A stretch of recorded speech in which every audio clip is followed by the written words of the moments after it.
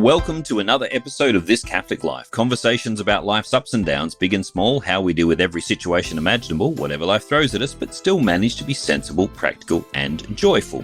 Today's show is called Catholic Central, a conversation about a group of people who call themselves Catholic Central and have been doing the Catholic Central thing here in Sydney. I'm your host, Peter Holmes, and today I'm joined by Veronica. Welcome, Veronica. Hi, Peter. Thanks for having me. Pleasure. Before we get started, just a reminder to the listener that if you like the show, you should subscribe on your podcast app. That way you won't miss an episode. Now, Veronica, we didn't meet with Catholic Central, but when you approached me first for Catholic Central, I had no idea what you were talking about because it wasn't actually centrally in Sydney. It was kind of off in one of the suburbs. Can you tell me what Catholic Central is about? Yeah, I guess you're right. We probably should name it more like Catholic Central Western Sydney style. So Catholic Central was came together by 5 young people in the mid-20s.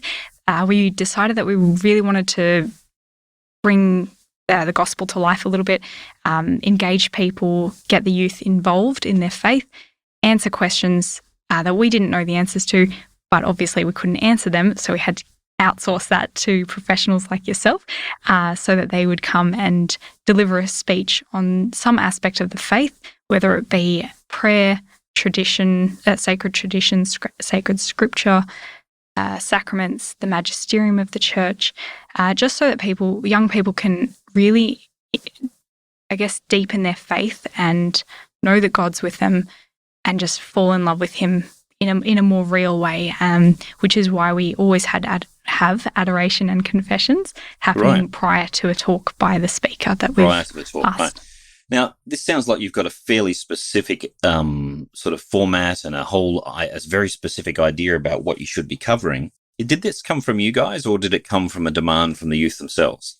So the setup was that we were living amongst, there were many of us living in these Catholic households, I guess, and it just happened like that. Holy Spirit wait works a second. We can't go past that without actually saying, what is a Catholic household? I mean, I'm a Catholic and I have a house. Does that make me a Catholic household? Oh, I guess so. No, so we young people were looking for accommodation around Sydney, central West Sydney, and we came across like-minded individuals who wanted to live out their faith, and it only seemed to encourage us to begin weekly prayer, doing the rosary every Sunday night. We then, opened it up to a more public scene in our home, and we realised that actually we do have a wide range of people who are wanting to engage in their faith, and why can't we give them more, and why can't we do it? So we stepped out into this adventure, I guess, and began Catholic Central. So Catholic Central grew out of those Catholic households. You seem to say there was more than one, is that right? There's a couple of houses with... Yeah, so we actually found that we had an original house, which other friends of mine began, and then we acquired the house next door.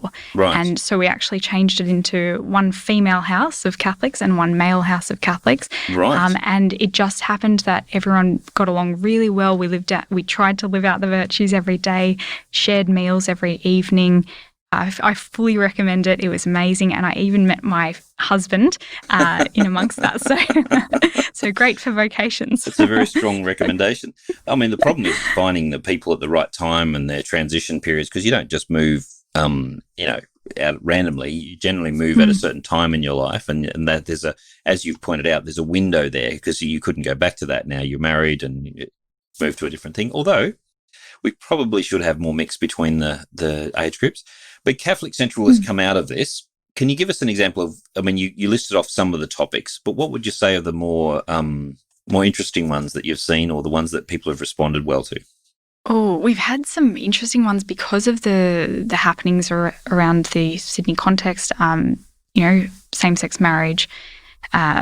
We've had abortion topics. We've had one of the doctors come and actually present a talk. He's a Catholic doctor, and he gave us that talk, which I thought was fantastic. And we do encourage our viewers to actually bring another person so that we're not just keeping the faith to ourselves, but we are sharing it with others, right? Involving the wider community. And do you think those talks are accessible to people who perhaps aren't Catholic, who are just coming along with a friend or something like that?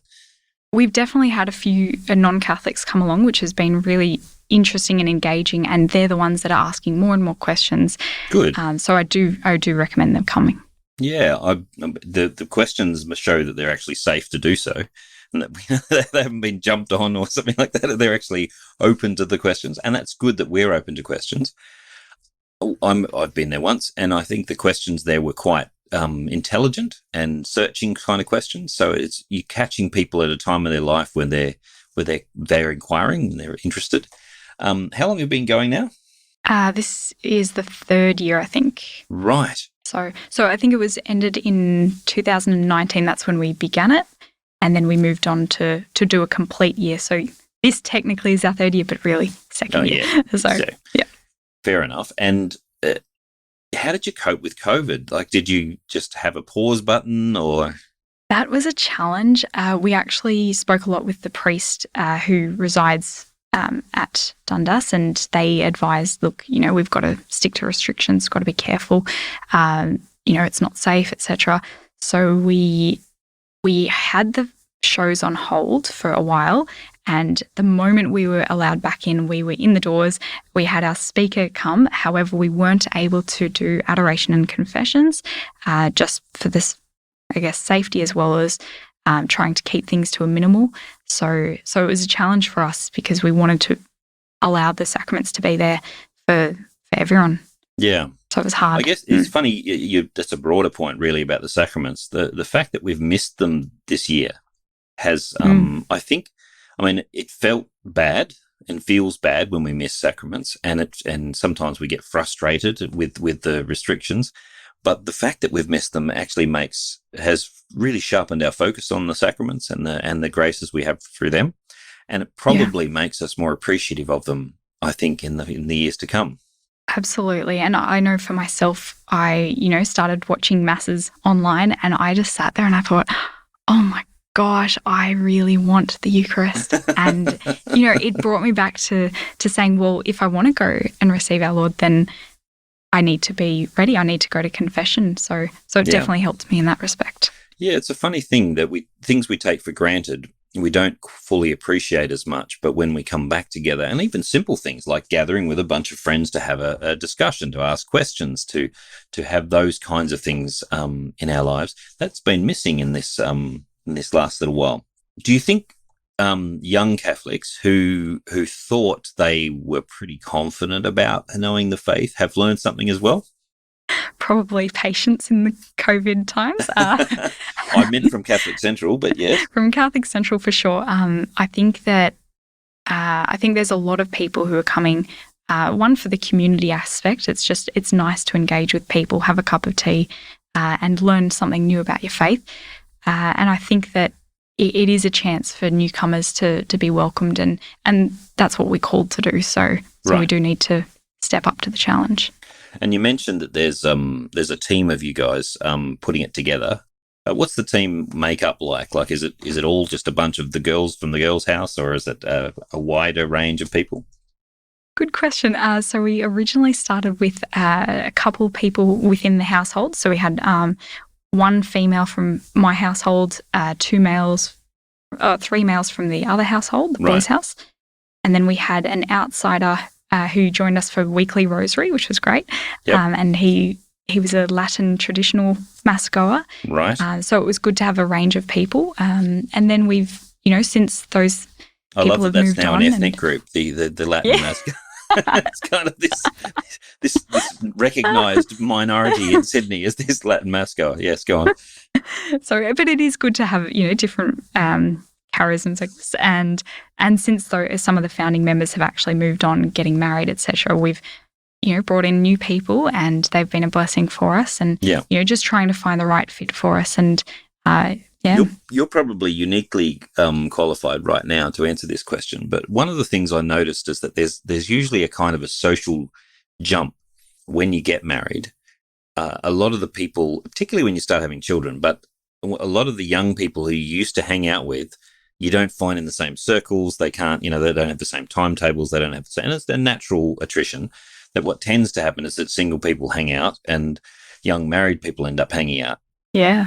And older married people end up hanging out with older married people. But the relationships I've benefited from most in my life so far have been couples who are much older than me, who've been able to just be friends, not necessarily come up with sage advice, but just be friends through those times, and couples and singles that are much younger, precisely because they draw me back into those things that I had taken for granted or thought I had all the answers to, but then realised I'm not sure I do. And I think you've reminded me of this particular need.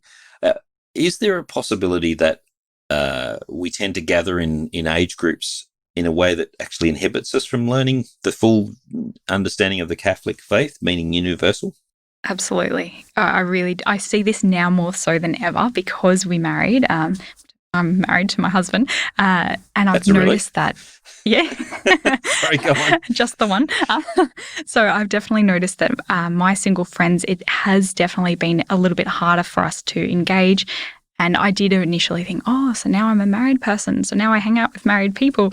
But in all honesty, the single people are the ones who, one, they're striving for holiness, and they want more. And there is no way that we should ever let go of these people, because they're the ones who ground us and remind us, hey, we're still here, we're still your friends. And also, your friends are your friends. I mean, I've had friends go in and unfortunately out of married status, and they're still friends. We hurt and we laugh and we cry with them, but they're still friends. And the friends you make as a single person can, in fact, become a very strong friends in married life. Depends on how everyone adjusts. What I'm interested in, though, is that maybe you're the only married couple in that particular group, but is there a change in people's focus? Do their questions change about life, the universe, and everything when they get married? Oh, I think mine did. I think I started questioning other things and hearing different ideas about the church's teachings, and NFP is a hot topic for me and my married couple friends, because we're wondering things like, how can you use it in the non-contraceptive way? Right. So that in itself is, a really big one for us to understand. It's interesting there's a kind of a standing joke, and Mike, the producer, will back me up on this, that if you talk about dating, you get people's attention very quickly. Dating, even married people are, I have some experience here. Dating and getting to most of the questions about dating end up being questions about how you can actually get along with your spouse, because they're just simple human questions about men and women. But as you said, it gets a little bit more gritty and real when you're in a particular situation. Do you think the questions in Sydney, you mentioned that there were some issues that are centred around Sydney. Do you think there's questions in Catholic Central that would only be interesting to Sydney people, or more interesting to Sydney people than others? Oh, I think honestly, like you, everyone in Sydney wants to know basically how to get love, how to be loved, how to love, which is where the dating comes into play. And, even around the dinner table at the girls' house that I was living at, not just the girls' house, but at the boys' house, most of the conversations would always come into asking, what is it that guys need to do to get a girl's attention? Or what is it? How can I be the woman that my husband is going to see? It's probably worth saying that this isn't a topic that's unique to Sydney, though. Human beings everywhere want to know this question. And, it's not that difficult to attract a girl's attention. The problem is attracting her attention in the way that you'd like, in the sense to get her to think of you as a potential spouse or a potential partner. Getting her attention is something that men do a lot, but not necessarily in the right way. Having and said vice that, versa for girls as well. Yeah, that can happen. Yes, that can happen. And we don't generally speaking have little lessons of how to do that, except if you're watching movies, and that's not a good lesson. I'm interested to know if you have watched people, because it is a good year and a bit that you've been going. Have you watched people grow within this community? I guess the want that I've seen has gone from let's make a really big stand, and adoration is beautiful and we love adoration, and we saw it drop off and people stopped coming, and not just in COVID times, but just before that as Right. well, we saw that it was a little bit more of the show Right. and not so much a sincerity of heart. Maybe. Right. People listening may think otherwise. And so I guess since then, we've, wanted our talks to be around the Eucharist. What is adoration? Why are we having confessions? Yeah. So that it's not so much an outward, oh, I'm here, I'm making sure I'm ticking the boxes. It's really it's your heart. It's where your heart is. The trouble is, of course, when you give talks, that you're often talking to the people who already don't need the talk. Having said that, though, you remember the parable of the sower, where the sower sows the seed in the different soil, and sometimes it springs up really excitedly and then gets choked by the worries and cares of the world through the weeds, or just doesn't have enough depth to it and fizzles out with the shallow ground. Now, I've always, when I was a younger person, I always saw that as there are different types of people in that. But one very wise spiritual advisor told me, no, this is you. All of them are you. And the various seeds that Christ sows of grace in you, some of them are choked by the worries, some of them are shallow, and some of them take root. And Christ the sower is sowing the seed as liberally as possible in your life, and where sin just whisks something away, or where it's shallow, that's sad, but he's still looking to sow those seeds. Now, what we see often with young people is they flare up pretty easily. The excitement blares up, but the hard thing is to keep doing something constantly, when it's good for you. Yeah, even when it's good for you. But let's talk about habits, because one of the good things I think about Catholic Central is that it's there, and that people can know whatever their particular routine is like, they can turn up and get something decent each. How often is it? Every fortnight, and we might be moving to monthly just because of COVID. We've had to reshuffle a few things. Yeah, fair enough. But if they know something's there, and that's part of what's been good with the church. I mean, the church doesn't put on a mass or confession to say, oh, we need the numbers. They offer the opportunity for it and to have it there constantly. But the word virtue literally means to form a habit of goodness. And so to form these kinds of good habits, you're providing an opportunity in that sense. You also mentioned that when you talked about the house that you lived in, that it made it easier to form the habits of goodness when you're surrounded by other people who are trying to form the same habits. Absolutely. Yeah. Oh, we found that when we instituted the shared meal of a night time, and we decided that every person was going to participate, and we came to an agreement that was how it was going to work, and each person would take a night to cook dinner and provide that for the rest of the household. So you'd provide 8 meals. One, we learnt how to cook pretty quickly, and 2, it was such an opportunity to give your, something made by you and shared with others, so that you could be, own a little bit of pride there, but also to give back to the community that you're living in. Yeah. So, and forming those routines. Yeah. Look, they're very good things. But one of the things that I've found about friends holding you accountable is that God is almost so merciful that it's a bit easy to stand him up sometimes, whereas my friend isn't as forgiving sometimes. And I think maybe I should see God with much more care and much more worry about, but sometimes it's easy to sort of fall and go, I haven't said my prayers. It's all right. I'll get to it later or something. But when my friend's waiting for me to pray with me, it's a different thing. And that kind of human interaction can really bring us into that, the accountability, not so much accountability in a negative sense, but positively leading us into the good thing of not just prayer, but learning. And when we hear other people asking good questions, we want to come up with one ourselves. And if we continue to try and show Christ's face to others, it will be in those moments where we say, oh, hey, I'm going to Mass, are you coming as well? It's in that moment where your friend then goes, oh, yeah, I haven't been to Mass this week or this month or this year. So, yeah, it is absolutely just bringing the face of Christ to others. One of our things that I keep thinking is whenever I see young people gathering in the church or even just going to mass by themselves, it's an incredible witness for today. I think one of the strongest witnesses we can have, especially in this time of COVID, is to park your car outside a church on a Sunday or any day, because most people, they think, "Why, you're giving up? The Sunday's my only day off. Why would I go to church?" And it's such a huge investment. I mean, clearly we need money to keep being as charitable and as good in the church as we do, but mostly the biggest gift we give is time, and time which God gave us, but we're giving it back in this special way and worship way, and it's a witness. Just being there, you don't have to go out and say much. Just being there is important. It's not a show. It's, in reverence and love.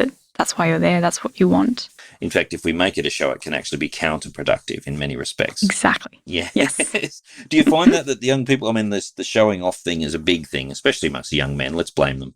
The showing off gets a bit out of hand. But I didn't notice that when I was hanging out with you guys. They seem to be generally just genuine guys trying to be better guys. Yeah, honestly. And it's having the girls to counteract that as well. And, for guys to be able to strive towards something and for girls to hold a good standard as well. And I think just having that community has allowed for a lot of this, they're not showy off types of people. They're really grounded people, and they're learning more, and they're wanting more. So I think in that they're being directed to the right place. So do you think that when people are living in shared accommodation, sharing time, sharing prayer time, coming together in that way, or going to Catholic Central or something, that you kind of set a standard, an expectation of human beings, that we're actually not here for show. We're not here valuing how rich everyone is or what their fancy job is, but how good the person is and how generous they are. And once that standard's been set, people kind of naturally, do you think they naturally do that and click to it? I think people absolutely do fall into place and go, "Oh, that's good. I want that." And we have seen some amazing things just from the shared accommodation. We've had vocations left, right and centre, priesthood, seminary, discerning priesthood. We've had nuns come out of there, married people. Honestly, it is such a blessing to be able to live amongst people who have a similar view and understanding of reality. And in doing so, then you're not forced in a negative way, but you're definitely held to higher standards. So I think that's had a huge impact on all of us. Yeah. I don't want it to sound like by higher standards we're saying, "Oh, we've got a strict rule of everything." It's more a hope thing, I'd say, with young people. What I notice about the young people who won't, we call them OPDs, the OPD, the Order of Perpetual Discernment, the ones who don't actually commit to anything. Oh, yes.